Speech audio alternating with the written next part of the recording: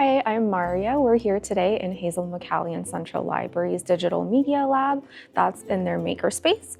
Today I'm going to be creating a bullet journal spread for the month of August, and I wanted to bring you all along with me because I'm going to be using the Cricut. So today's materials are a pencil, eraser, my dual tip brush pen or marker, a silver gel pen, and a black fine liner that I always use for every single spread that I ever do.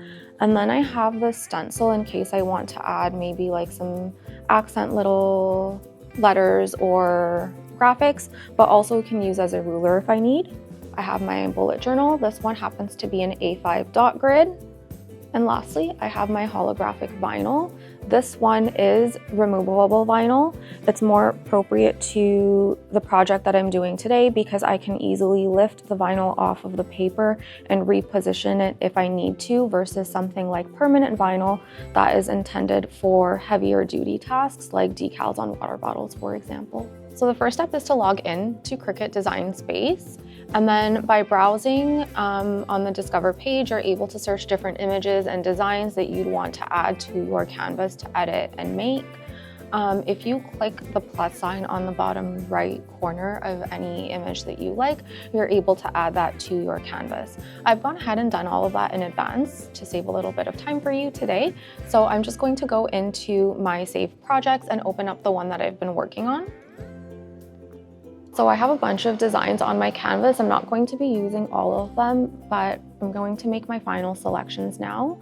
The butterfly, I'm not going to be using this one because if you take a closer look, it's in multiple different pieces. Each individual shape will cut separately, and it'll be quite tedious for me to lift each separate individual piece and place it in my bullet journal exactly as I want it to be. I could use transfer tape, but I don't want to mess around with that today. So I'm gonna delete that butterfly and instead use this one. It has enough detail where it still looks really nice, but if you take a closer look, you'll see that it's all in one piece. All of the lines and shapes are connected to each other.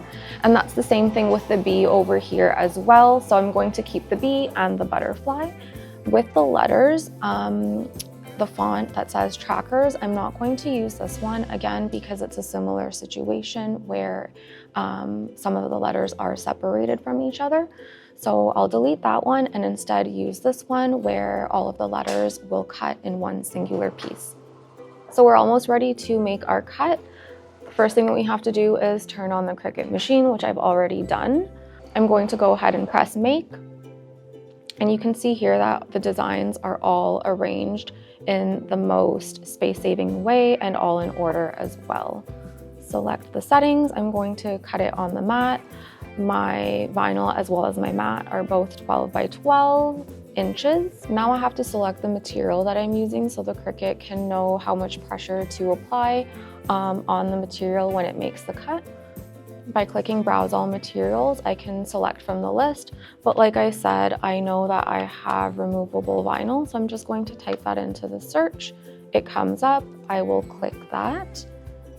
The materials that I need, like the blade, that's already loaded in. So now what I have to do is use my removable vinyl and stick it onto the mat, so we can go ahead and do that now.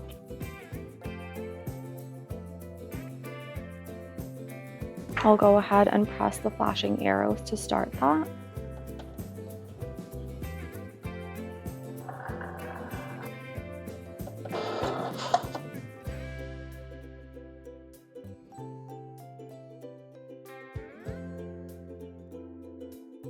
So I've also borrowed this from the Makerspace staff here at the library. It's a Cricut kit with all of the tools that I might need or might not, but have just in case. So I think I'm going to use this tool just to help adhere the vinyl to my spreads.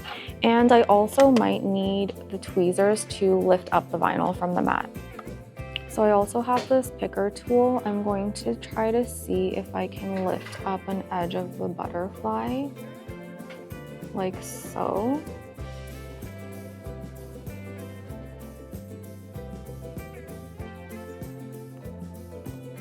Beautiful.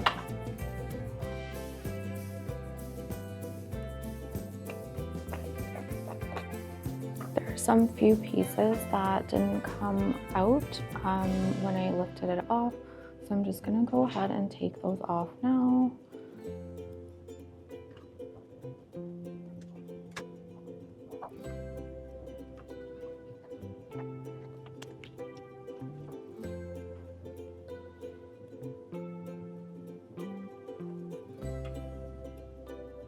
It did rip, but that's okay. I'm just gonna grab the essence to get on. Perfect. Okay.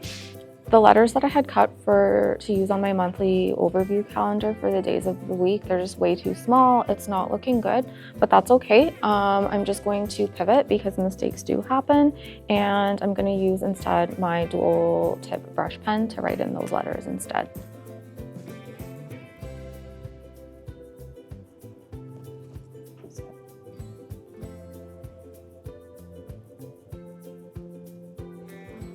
Okay.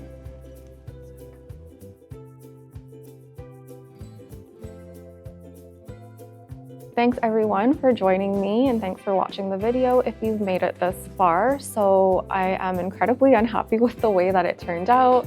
It was not at all what I envisioned, but I think the important thing about my bullet journaling journey and what I would recommend to those of you that are getting started is to not let perfection take away from the joy that you get out of this hobby. So I'm gonna try to let go of what plans I had and just accept the beauty of the spreads the way that they turned out. The only thing that I would recommend though is if you are wanting to use the Cricut for a special project, maybe you have a due date or you need a high level of precision for your project, I would recommend coming in advance and doing a couple of trial runs, especially of the cut on the machines. Make sure you give yourself plenty of time to do that so that you are not rushed or not have a project when you need it. If you are willing to come in and learn more and use the Makerspace and all of the equipment that we have, please go to mississaugalibrary.ca/maker to learn more. Bye.